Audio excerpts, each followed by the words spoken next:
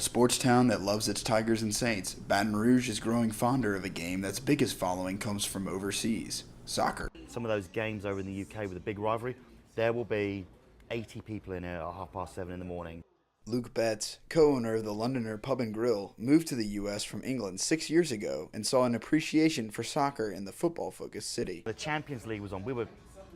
We had to shut the doors. We could not get any more people in here. And these hardcore fans are from right here. There are me and one other Brit, and the rest is Baton Rouge. Soccer's increased popularity led Betts to begin co-hosting a new radio show, Soccer PM, and he says people watching the game is only part of the heightened interest. It's definitely grown. You only have to go down and look at the soccer fields at Burbank or Independence Park. Here at the Breck facilities off of Burbank, the Baton Rouge Soccer Association offers 22 fields for nearly 6,500 members. Bo Cassidy, Director of Marketing and Development of the Baton Rouge Soccer Club, credits Breck for the increase in BRSC membership. I think that's one of our strengths, is that because of the capacity of the complex, we can offer something for everyone, and that's really what we pride ourselves on. However, the lack of college, semi-pro, and professional teams in and around Baton Rouge remains a hindrance to growth. That maybe at some point would be sort of the next step to adding to our culture, because it would give our kids something to kind of aspire towards. One team soccer youth could aspire toward, however, is the U.S. men's team. The squad will compete in this summer's FIFA World Cup in Brazil, which could aid business for Betts. Local economy will do well, bars will do well, and hopefully Team USA will do well. In Baton Rouge, soccer is here to stay. For Tiger TV, I'm Trey Krause.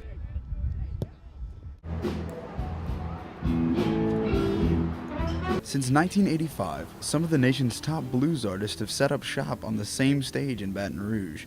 At first glance, Phil Brady's on Government Street appears as a typical local restaurant and bar, but just one look at the walls inside, and anyone can see that it's more than a bar. It's a tradition. Owner Joe Hall, who is the bar's fourth owner, learned after purchasing the bar of the local prominence. My mom actually sat me down and said, "You have a Baton Rouge tradition." And over the years, I've really grown to see that it is, Phil Brady's is a tradition. The bar also holds a streak that many locals may not know. Thursday Night Blues Jam has been going on for 27 years. It's the second longest running gig in the United States. We're kind of proud of that.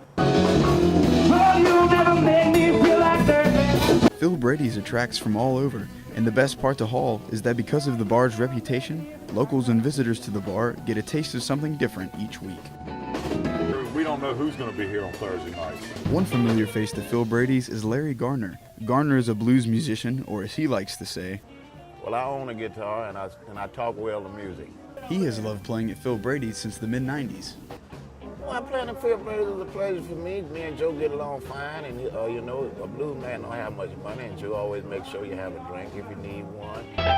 Being a professional blues artist, Garner knows that Phil Brady's has helped jumpstart many musical careers. I mean, all the cats, anybody who ever played any instrument in Baton Rouge, they either came to Phil Brady's and jammed or had a gig here. For 27 years now, Phil Brady's has been the place for blues music in Baton Rouge. And for locals like Garner and Hall, they hope it stays that way. I consider myself just a sand in the hourglass. I hope that Phil Brady's will be here long after I'm gone. Trey Krause, MC 3102. The facility is so small relative to the student population. LSU revealed plans to expand the student recreation facilities after the current space became too crowded. The national standard for recreation space is 9 square feet per student. LSU has 4 square feet. The state average is 8, so as the flagship institution, we weren't even meeting halfway. Lori Braden, the director of student recreation, says the new plans give students roughly 9 square feet of recreation space. That 4 square feet per student really is the main driver of why university recreation needs to expand. Plans for the new $85 million facilities have been posted inside the UREC, leaving some students, like pre-med student Peyton Plessela, concerned with the potential inconveniences it will bring. Kind of after thinking about it, my next thought was whether or not I would even be here to kind of enjoy those things, because I know that that's obviously going to take time. Braden says they've kept students like Plessela in mind during their planning process. As many semesters that they paid the fee, they would be allowed use of the facility for free at that time for that many semesters. I'm most excited about the fact that we'll be able to more completely serve our students. The first stage of construction is slated to begin in late May, exactly 1 month after the contractors will be announced. Phase 1 of the expansion will begin right here at the LSU recreational fields on River Road. It will add 4 lighted softball fields and 4 lighted multi-purpose fields for intramurals to begin next fall.